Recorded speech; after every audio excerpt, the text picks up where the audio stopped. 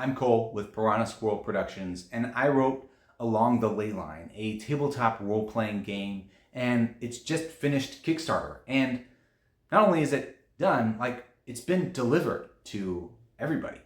If you back the project and you haven't gotten it, I think it's gone out to everybody, but if you haven't, please just let me know. You can email cole@alongtheleyline.com, and I will get back to you, and we'll make sure you get the stuff that you ordered. So it was successful. It funded. I feel like it did really well. I like it to do even better and continue to grow. And I'm just going to be talking about like the experience and what happened and sort of how I went about running the Kickstarter, what I may do in the future, what I may not. So this is basically for anybody who is planning on doing some kind of crowdfunding for a tabletop role-playing game, just some different thoughts and ideas that you might use to help you think through going through a Kickstarter. So one thing that I was really focused on making sure I did was that I really wanted to fulfill whatever I was gonna promise for the Kickstarter. I didn't want to promise anything and not be able to fulfill it.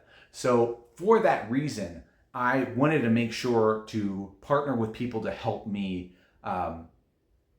deliver on that promise. And so I made sure to do only print on demand, and then that way I didn't have to worry about reaching a certain number of people. Instead, I could just print one at a time for the people that needed it. Now, that means that I sacrifice some in quality. I still think that these books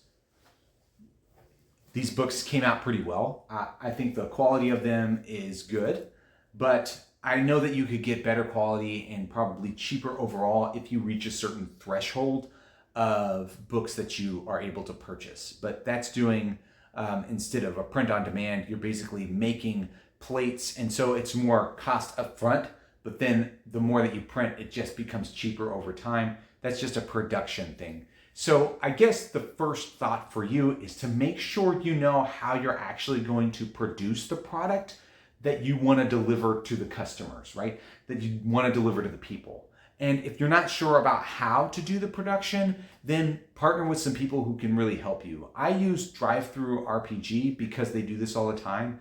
And I had already printed a copy of Along the Ley Line just to have a bound version of it.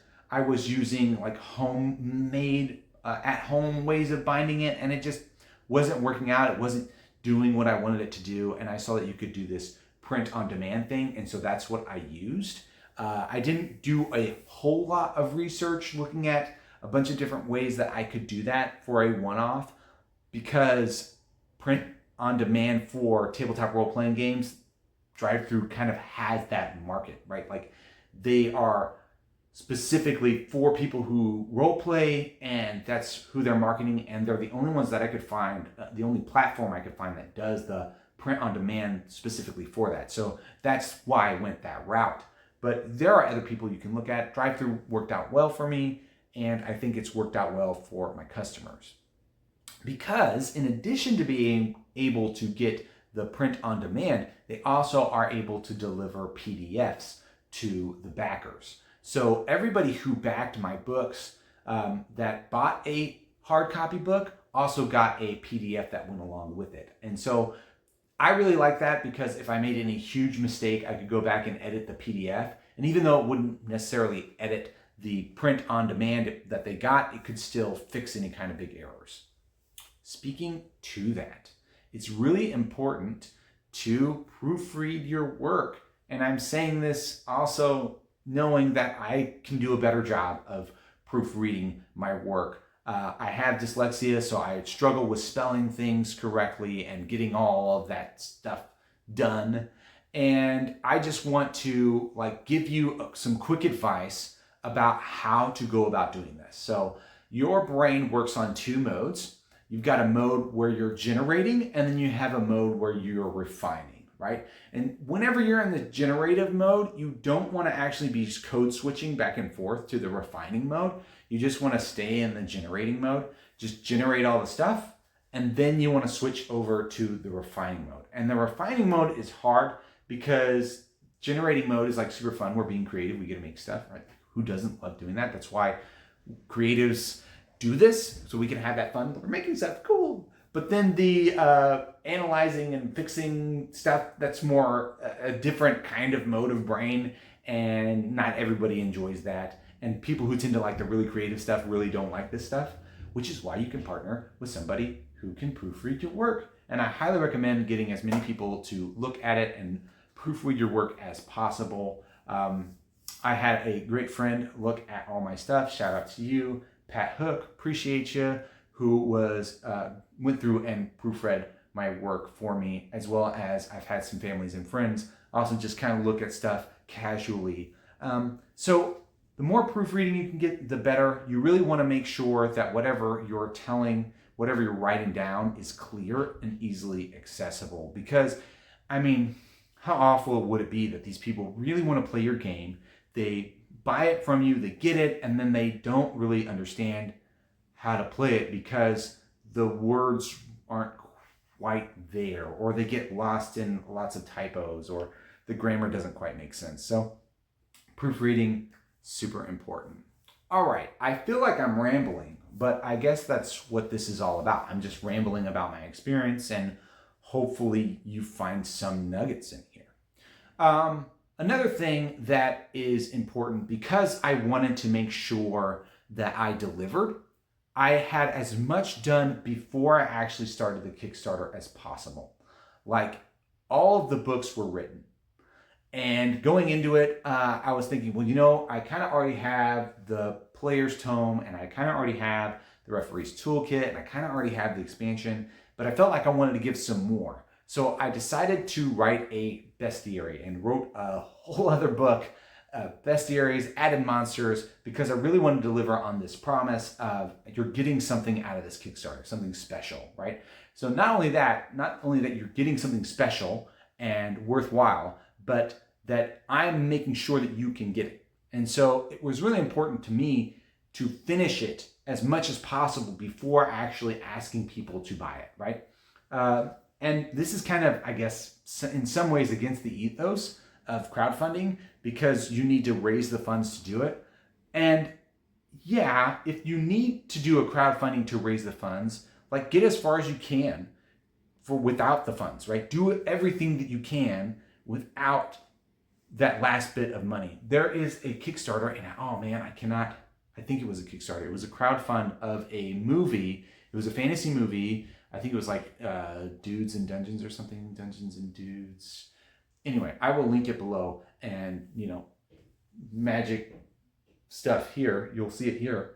And in their Kickstarter, right, they did all of the filming, they did all of the pre-production, and all that they were needing was post-production rendering, right? So they would be able to still deliver on this video, basically, but they needed to be able to do like the CGI, and that's where they needed funds for.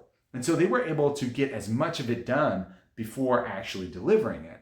And that's what I recommend to you as well. I was able to do all of the writing. I made all of the images. I made all the layout. I did all of that before actually asking for money. And then once I receive that, I'm using these funds to make sure and deliver it to you, and for getting people to proofread. So that was important to make sure I completed it, because I have followed and backed campaigns where it dragged on for a really long time, really long time, for the vision to actually come to fruition. Now, all the things I've backed have actually backed, and I have received them, and so kudos to you guys. But you want to make sure that you also deliver, right? Because if you don't deliver, well, then now, like, why would anybody ever back you again, right? So you're not only losing this Kickstarter, you're losing all future Kickstarters, all future crowdfundings. You're losing all of them. So you really want to make sure that you back, and you actually are true to your word. And the best way to do that is to do as much as work up front as you can. Now, that's not just the product itself. It is also the write-ups. It's also the photos It's also planning what you're going to say on social media. It's also advertisements. Like, it's everything.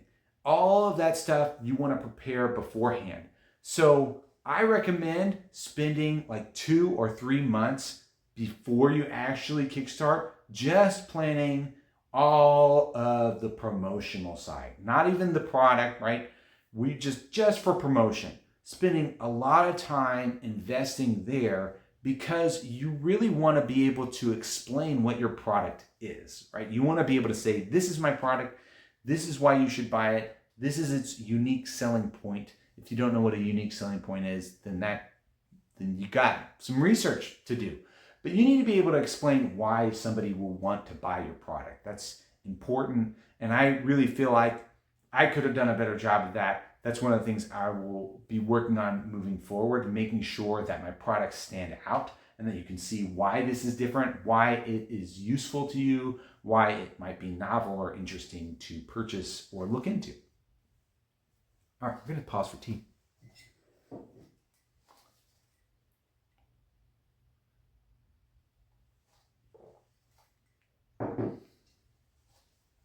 So one of the ironies of crowdfunding is that you need the money for advertisement to actually advertise that you need money.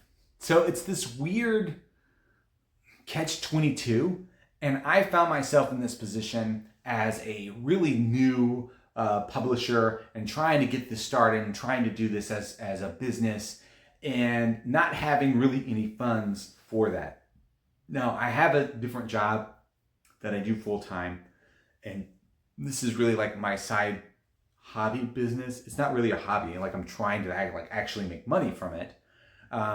So I was able to have funds from my other job to be able to pay for some advertising. And I'm still really new into that. That's another area that I would like to grow on. It's figuring out how to advertise. But I also know like the people that do Mothership, another fancy doobly-doo here. Mothership, they talked about not actually paying for advertising, for just being grassroots. And there is some value to that. There is some value to building up communities and over time amassing that. And what's really going to be the difference is like when you have a group of people who are grassroots following you, it takes longer to build that, but they're really loyal. Whereas if you're going to be advertising, people might buy the product just because they're like, oh, this is interesting, but they aren't necessarily loyal because they haven't been there with you growing. And so these are just two sides to the same thing. And I've heard people say you should only do grassroots, and I've heard people say you should only do advertising or never do advertising or never do, right? I don't think anybody's saying never do grassroots. Like obviously utilize the people and that like your product and help them out. They're your fans. But anyway, gosh, I'm just kind of rambling.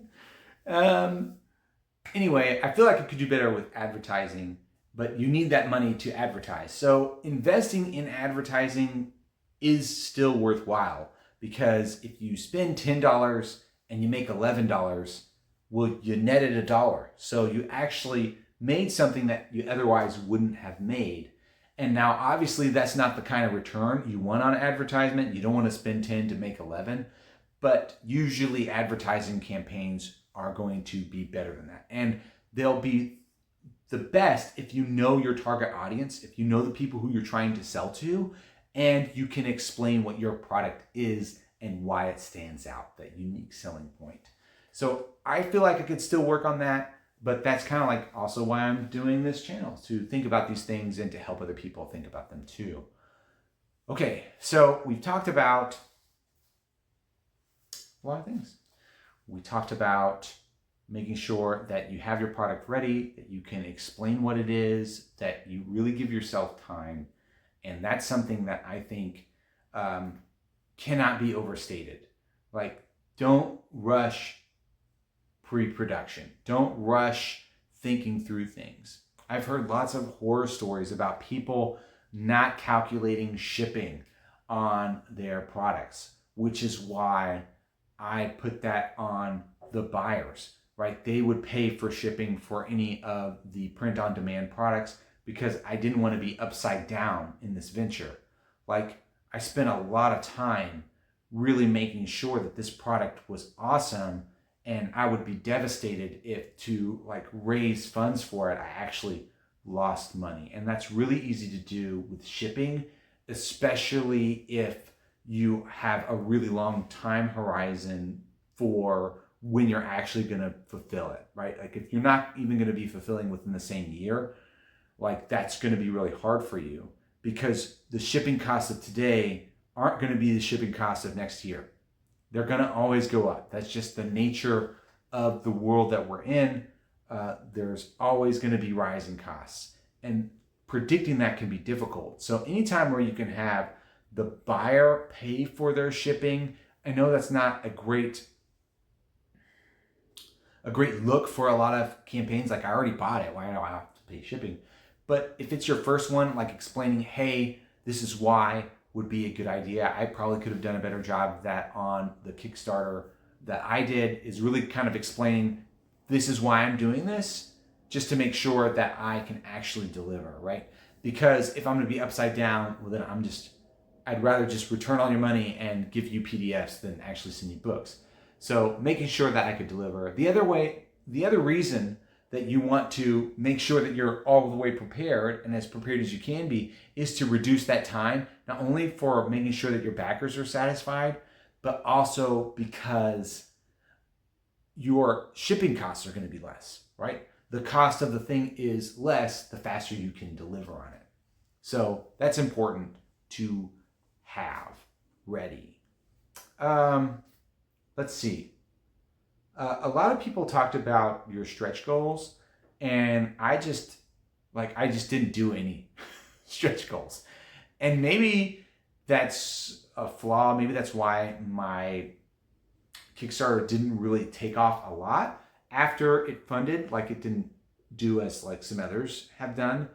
But also, like, I'm a one guy team that has friends help him out sometimes, a lot of times. But I'm a one guy team that is doing this whole book and producing it and partnering with other people to help me publish it. But really, like, I am the company. And where am I going with this? Like, I feel like for an individual who did this like pretty much on their own, I feel like this was an incredibly successful Kickstarter. And not to toot my own horn, but it's to show that you can do it. Like, if you really want to make something happen, if you really want to make a book, you can write it. Like, you can make that happen. You just have to consistently work on it every single day. Like, it's close to 9 o'clock, and I've been working since about 4 this morning, and I'm still going because I want to make sure that this project still has life. And so, like, this morning, I got up and started writing on my next book that will be in the series of Along the Ley Line. And now at night, I'm making this YouTube video for you so that you can know about it, so that maybe future ones can happen. And also to help you out if you want to do a Kickstarter, because I want to see you be successful too. Because it's not just one guy. I want to see you make that cool thing, that passion, that dream that you have. I want to see that come to life. And that's a beautiful thing about crowdfunding, that we can help each other fulfill our dreams, right? Like, my dream was for Along the Ley Line to be out there, for people to play it, for people to have this wonderful game and have a great experience at their table and have smooth, fast, and epic games. And I feel like Along the Ley Line does that. And I want to see whatever cool idea you have bouncing around in your head, I want to see it reach the table too.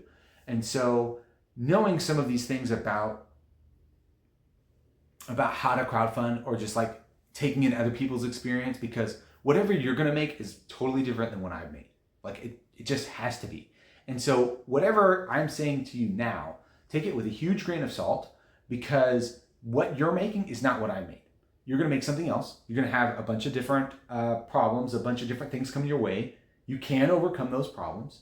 You can surmount them, but you're going to want to give yourself time to do it. You're going to want to give yourself time to think through it and really prepare. The more prepared you are, the better your project will go. And, it was George S. Patton. Planning is essential and plans are useless, right? Thinking through and preparing, and then you're going to find something that's going to cog up your wheels and like, oh, I wasn't expecting that. And you're going to have to think on the fly. But by planning out, you've been able to prepare things and contingencies to help you in the end. So really think about what your end goal is, what your end product is, and take steps daily to reach that goal.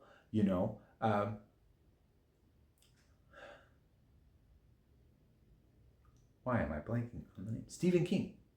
Stephen King talks about writing every day. If you want to be a writer, write every day. And so that's what I try to do. I try to do the thing that I really love every day. And every day, if you work on the thing that you love, you're not going to see gains every day. Like every day, it might just be a sentence, it might just be a word, but you did the thing, right? It might just be, if you're learning an instrument, a chord or two, or you practice a song, or you looked at sheet music or something like that. Or if you're an artist, you sit down and you do a doodle, or you draw something, or, whatever it is that you want to do that thing every single day, even if it's just for 10 minutes. Like that little bit over time will build up. Like there is such power in being consistently working on something. There is a guy who literally carved out of a mountain. I'll try to find him and post it here. But every day, like there was a tragedy, somebody died because they weren't able to get to a hospital in the next village. And so every day he worked on taking down this mountain for years, worked on this mountain every day, chipping away at it. And eventually he cut a hole through the mountain by himself, cut this path so that other people could get back and forth and get the medical aid that they need to this village. Like what an epic story. And if you look at that mountain and you're like, man, I can't get there, right? Like I don't have power tools. I need to buy power tools. Once I have power tools, then I can go through the mountain. Well, I mean, you can do things still without the power tools. Maybe power tools will help it happen. And that's the whole point of doing the crowdfunding. You're going to get the power tools, but you can do other things to build up. And if you work on that every single day, even if you don't feel like you're making progress, you're going to make progress because you're going to find out, oh, this thing that I tried doesn't actually work the way I want it to. Now I need to work a different way. But you'll never know that idea, what you were thinking about, isn't going to actually get you there until you actually reach that wall and aren't able to pass through it. And then you have to dig under the wall or go over the wall, or go around it, or figure out a different way, or get the power tools and then bust down the wall. But you're not going to know exactly where all the walls are in the maze to get to the end if you never actually start the maze. And taking the steps in the maze every single day will eventually get you to the end if you're consistent and you're on it daily. So that daily work, that daily effort is essential. And it's going to continue for the rest of it. I hate to tell you this, but there's no shortcut. There is no easy money. There's no easy path to victory. All of those are lies, right? People who tell you that aren't being honest. It is either taking a huge risk or it is consistent work day after day, right? Nobody just ends up with a bunch of cash. That doesn't happen. And you need to put that in your mind as well, right? There's no get rich quick formula. Doesn't happen. But you can get your goals. You can do the thing that you want to be doing every single day if you work on it every single day. I did it. Many other people did it. I'm not saying this as someone who has it all figured out because I'm still working my day job. I'm still going to be doing that. But I was able to bring this product to life, and you can get it now because I worked on it. And your products, the things that you want, can also come to life too. And I want to see them. So let's see. What else was I going to talk about? For tabletop role-playing games in particular, and for really any kind of game, you want to play test. You want to play test and play test and play test and play test and play test. Along the Ley Line went through 2 full years of campaigns where I was play testing the whole time and figuring out different aspects and reworking and readjusting it. And, even up to the end when I published, right? Like released it after the Kickstarter, there are still things I'm thinking about adjusting for the game. I'm still writing supplements that are going to go for it. If you want to pick one of those up, they're micro monthlies. They're free. You can follow the link down below, and those micro monthlies have different kinds of stuff in them.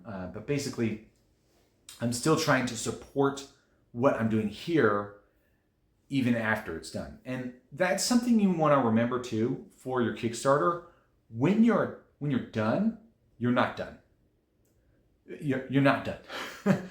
Like, I was like, whew, it funded, we're good. And then it's like, okay, but now how do I take it even further? How do I get even more, go as far as I can, and continuing to try to spread the word. And then once the Kickstarter closes, it's like, okay, now how do I get all of the things I promised out to the people that I promised them to, right? And so even when it seems like a chapter has closed, it hasn't. And I really want to caution you, just from a financial perspective, like, I'm not a financial advisor, this is not financial advice, but do not think the money that you have from the Kickstarter is yours until everything is funded, until everything is fulfilled. Once you've given all of your buyers their thing and they've all got it, then you can use that money, right? Like, for you, get paid. Otherwise, all of that is subject to potentially being returned to your backers, and you got to keep that in the back of your mind. You don't want to be wasting this money. That you should treat that money as a loan until you fulfill, right? This is all of the backers giving you their hard-earned cash, because remember, nothing comes for free. They're giving it to you in hopes that you will use it to fulfill the promise that you made to them.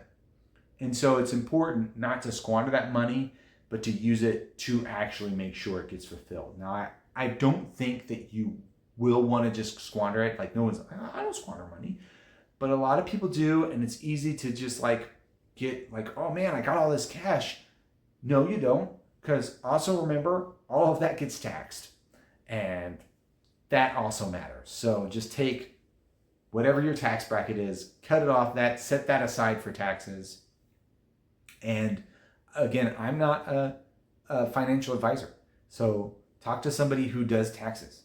But that's going to be important to make sure that you get right, because you don't want to be upside down because you didn't account for taxes. Just like you don't want to be upside down because you didn't account for shipping, or you didn't account for this one thing breaking. You want to give yourself some room in your budget. Now, I don't want to really talk about my budget that much, but because I'm just a one-man guy, all of my budget is my hours, right? I have a really low overhead for what I'm doing, because I'm doing print on demand, I'm doing PDFs. And this is by design. I'm ensuring that what I am promising can be fulfilled without anything coming in and potentially messing that up. Now, that is at the cost of more people coming in and buying my product. Like, if I had got a better cover for Along the Ley Line, it probably would have done better. If I got full color, all this stuff, that probably could have done a lot more, because for RPGs in particular, the images matter a lot for people buying it, right? People are going to look at this, they're going to go, oh, okay, maybe some guy made this in his basement. I don't have a basement, but if I did, I would have made it there. But some guy made this in his basement, and you know what? They're right. I made this in my basement, but it's a project of love, right? And so I guess in some ways the art is true to what's happening. But if I had invested some more time in art or paid somebody for layout, it could have looked nicer and potentially done better on the market. At the same time, I didn't want to be upside down, and I have limited funds, right? Because I've got my day job, I've got a family I've got to take care of. I want to make sure they have all of their things, their needs met before I go and waste it on this wild venture that may or may not work out, right? And I have heard horror stories of people who wrote RPGs or started writing them, and they paid for art right in the beginning, and then they never finished their RPG and never did anything with it. They hit a snag, they hit a roadblock, and then just let it die, and they paid thousands of dollars in art for it. And now they've got art, and that's cool, but also like, wow, what an expense. So I would caution you for that. Make sure that those kinds of things, the looking pretty, that should be like the last thing on your to-do list. And you want to make sure all of the substance is done first. Substance is important, like watching the Great British Baking Show. Style over substance, right? You want to make sure that your substance for your product is there, and then the style sits on top of it and makes the substance look good, right? You need your meat and potatoes, and then you put some brown sugar on top to make it look appealing, but you don't give them a bucket of brown sugar, right? That's going to be awful. No one's going to want that. You want to give them all the substance, all the sustenance, and then you sprinkle on the look good. Now, I did my best with the look good on the cover. I redid all of the art as a part of the Kickstarter. So I added even more art into the book because I felt like the backers deserved more. Now, I feel like I've given my backers a lot. I feel like this is a really great deal. You got a full game system. It is a unique game system. It plays smooth. You've got 4 books if you back the whole thing. And it was just a few dollars for all of the PDFs. And that's all you need to play. You don't have to have the hard copy books. It's nice to have the hard copy books. I use them. I reference them when I play. But I feel like I delivered something that is good. And for you, whenever you make your delivery, you want to make sure that what you're giving them isn't just a pretty picture, unless that's what you're selling. Like if you're doing art, then, do that. But if you don't want to like promise something that's not there, that's important too, because then your backer is going to think, well, then they didn't really give that to me. So make sure your substance is there first and then add the beauty on top of it. And as I progress in my business, maybe I'll be able to add more artwork and pay other people for art. But right now, I'm still just trying to get consistent sales, get people to even like know about this game, because man, it is hard to teach people how to play a tabletop role-playing game. And I did not realize how difficult that would be at the start, because a lot of people want to play as players and not a lot of people want to be the referee. And if you're the referee, you kind of figure out your own systems. You kind of figure out the things that you like. And reading other systems is fun. You do that. And a lot of times they'll piecemeal things. I'll take this from this system and that from that system. But it's really hard to teach someone who's been doing all this stuff, right? Like, I've been playing AD&D since the 80s and I still play it. And that's my system. Like, how are you going to change that person's mind? And I'm probably not. This game is probably for the person who's always looking for the new system, right? Like, I'm looking for something new. I'm looking for something interesting. I want to play all the systems. I want to referee all the systems, or DM, GM all the systems. And that's, I guess, really where my market is. And I think that market's really small because the people who do that are probably the same people who write all the systems. And that is why I think I've been hesitant in investing a lot in art and paying more for it, because I could have been wrong. There could have been a lot more people out and interested in this system. But again, I still think I was successful, right? I made money on the Kickstarter, which was good. I didn't make bukus. I wasn't able to quit my job like the big fancy dream was. But, maybe in the future, as I keep working on this, we'll get there. And I feel like I have ended all of the cool advice that you didn't ask for about Kickstarters. Maybe something I've said has been able to help you in whatever campaign that you're running. If you do put out something. If this was helpful to you, let me know in the comments below, or you could send me an email at cole@alongtheleyline.com. Well, thank you so much for watching. I hope, well, I usually say I hope all of your games are full of dread and laughter, but I hope your Kickstarter is not full of dread and only full of laughter.